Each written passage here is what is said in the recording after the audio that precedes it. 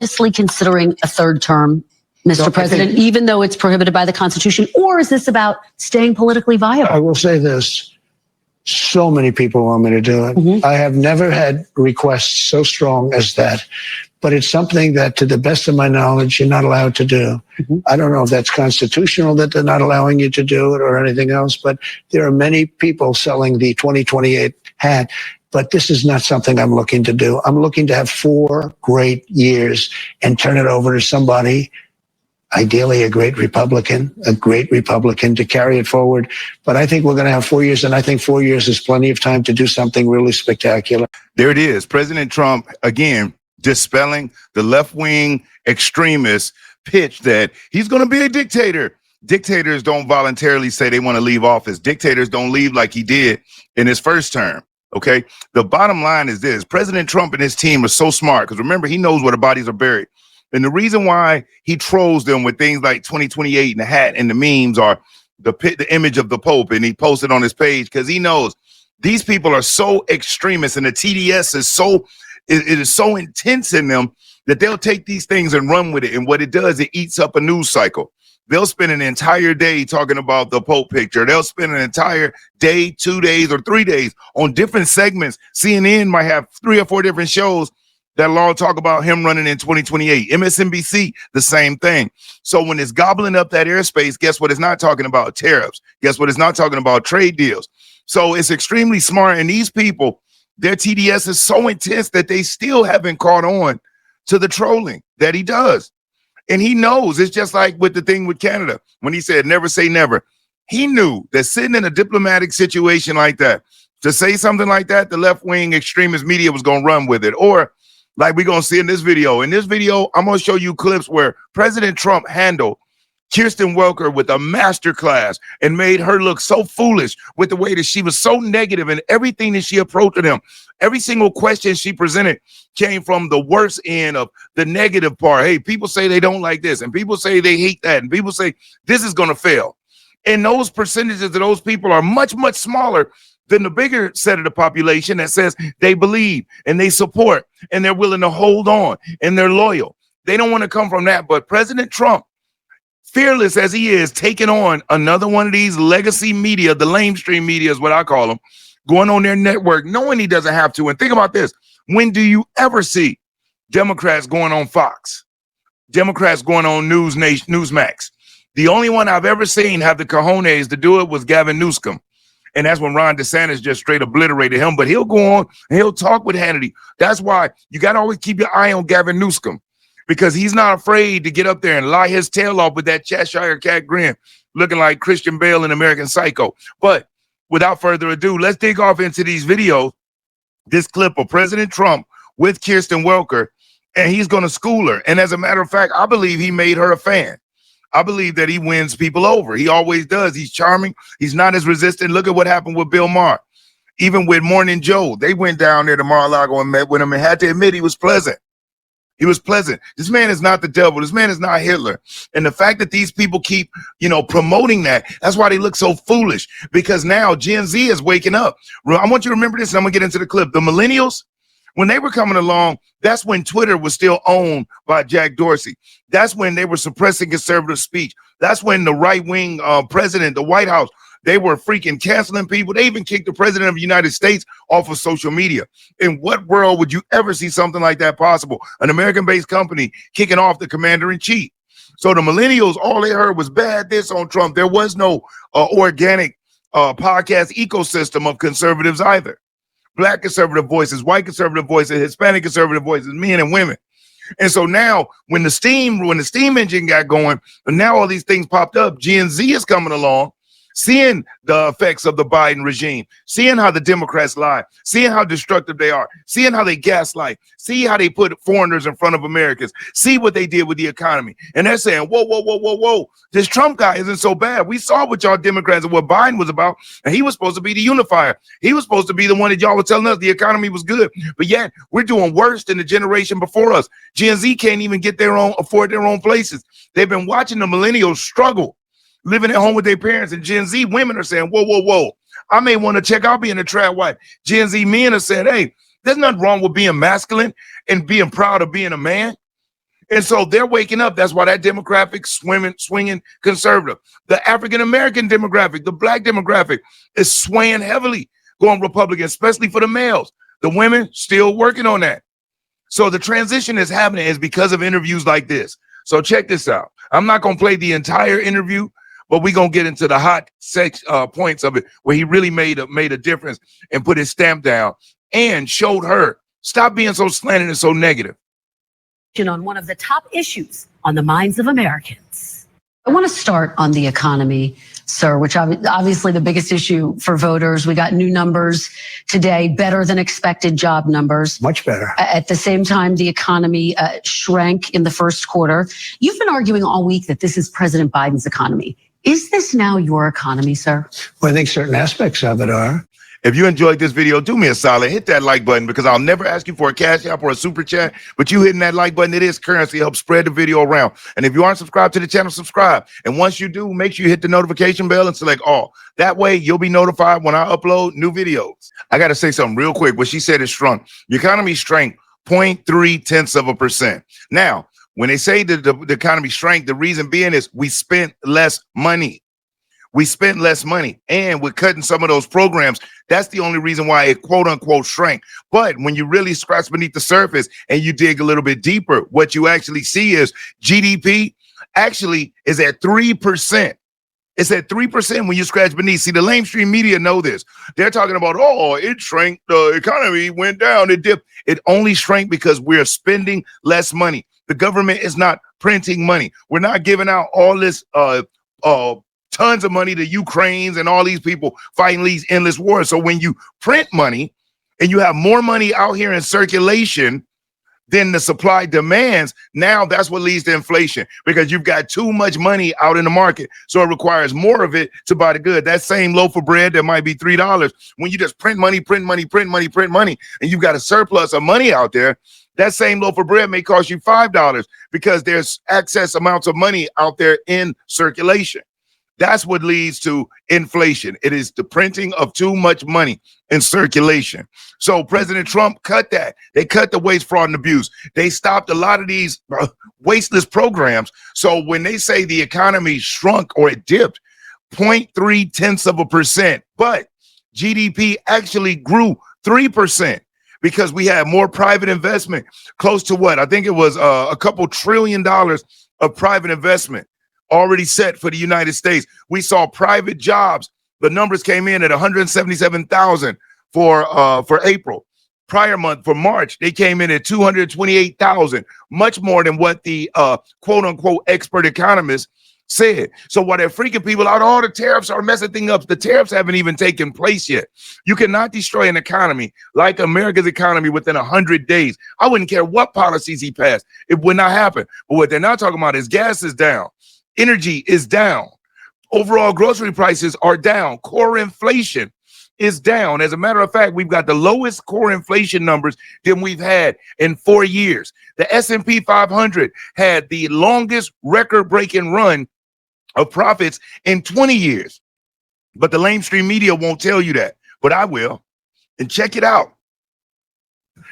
Costs are, I was able to get down the costs, but even that, it takes a while to get them down, but we got them down good. We lost $5 to $6 billion a day with Biden, $5 to $6 billion. Okay. And I've got that down to a great number right now in a record time. You know, we're talking about 100 days, but just think of what that is. $5 billion a day we're losing on trade. And we were very tough with China, as you know. We put 145% tariff on. Nobody's ever heard of such a thing.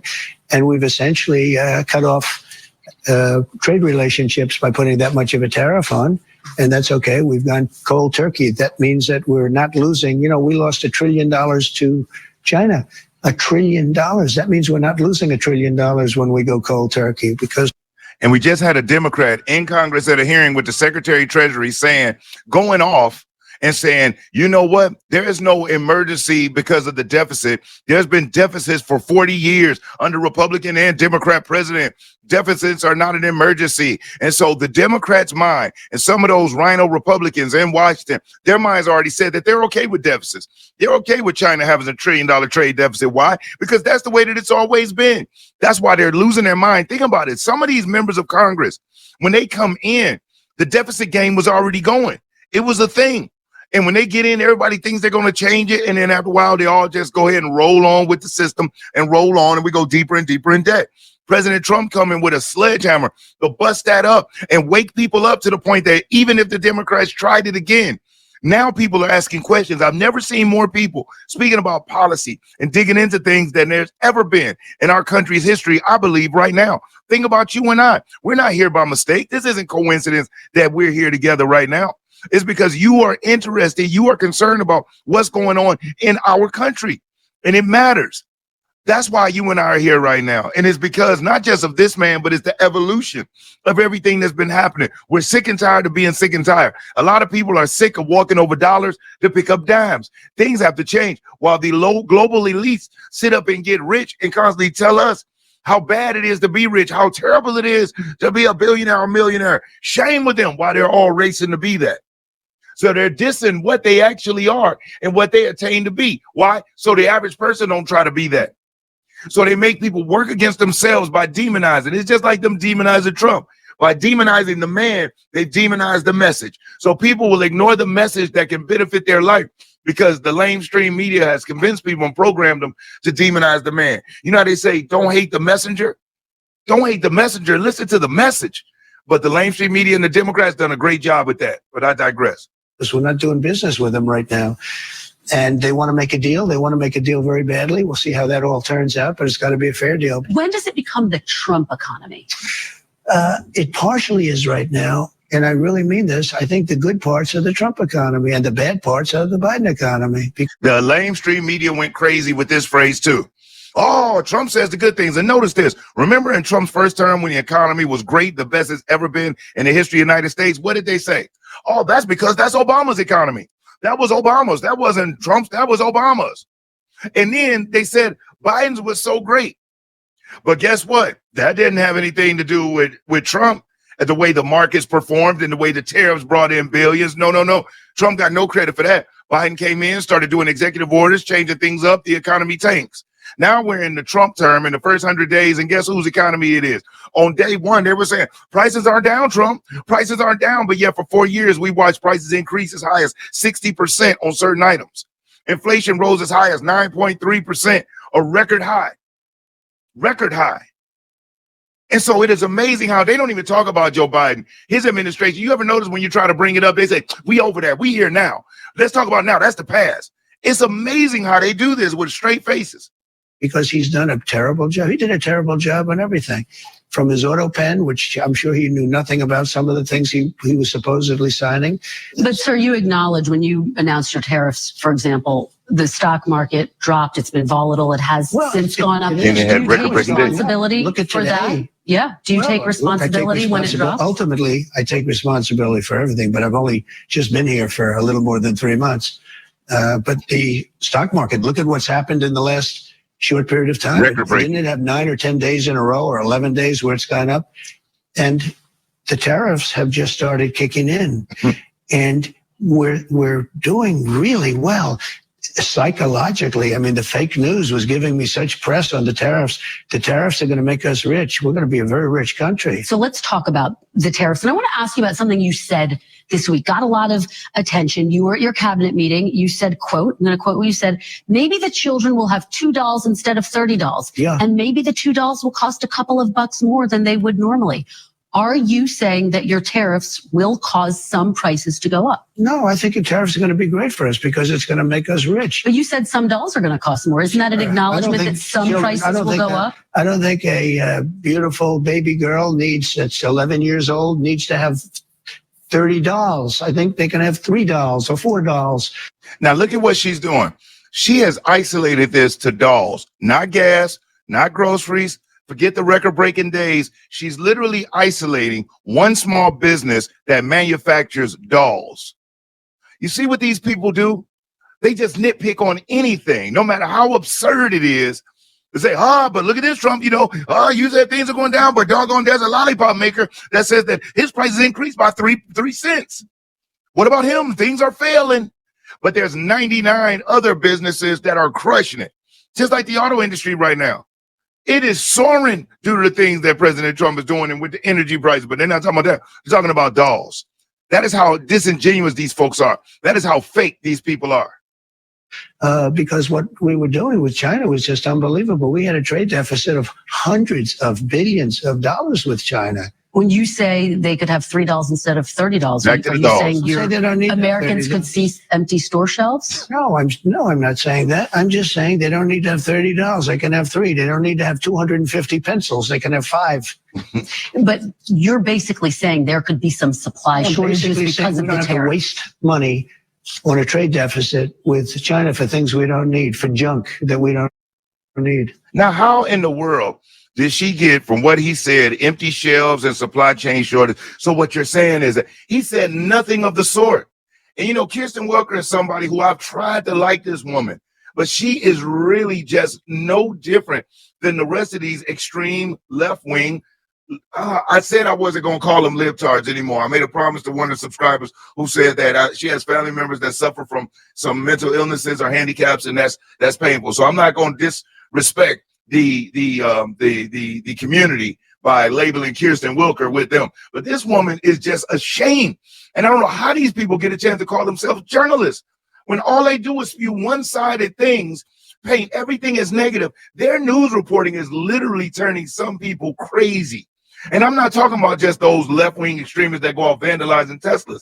I'm talking about those senior ladies or senior men that are sitting at home by themselves, watching this stuff, listening, stewing on this stuff, panicking. I have people that speak to me, that reach out to me, that are older, that be in panic, but they know I study this stuff, and they call me and say, Brian, please tell me, is this going on? I'm like, no, where did you get that from? They'll tell me TikTok or Facebook or something they saw on the news. It's just stabsurd. Well, prices are already going up on some popular items.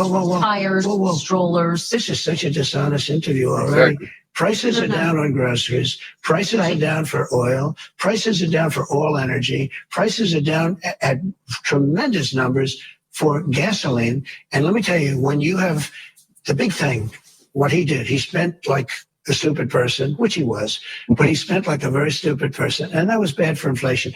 But what really killed us with inflation was the price of energy. It went up to $3.90, even $4, and in California, $5 and $6, right? Okay. I have it down to $1.98 in many states right now. When you go that much lower on energy, which is ahead of my prediction, because I really thought I could get it down into the 250s. We have it down at $1.98 in numerous places. But when you say costs are going up, even mortgage rates are going down. Well, but let me give you some examples. Wow. These are actual examples. So you're saying the prices that are going down, some prices are going up. Tires, strollers, some clothing in the wake of your tariffs. Tires, strollers, some clothing. You see how far she has to reach to try to make a point? It's peanuts compared to energy. Energy is 60% of the cost. But sir, you campaigned on a promise to bring prices down on day Well, I don't know. When one. you say strollers are going up, what kind of a thing? I'm saying that gasoline is going down. Gasoline is thousands of times more important than a stroller someplace. But what do you say to Americans who say they voted for you because they want and they need relief right now? And they're getting it. Right now? What about those Even mortgage rates? different items I just Mortgage rates are going down despite the fact that we have a stubborn Fed. mentioned? You said even dolls could cost a couple bucks more. Maybe they might, but you don't need to have, as I said, $35. You can have 2, 3, 4 and save a lot of money. We don't need to feed the beast. I guess you're talking. This lady is just so disingenuous. And as you can see, look at his face.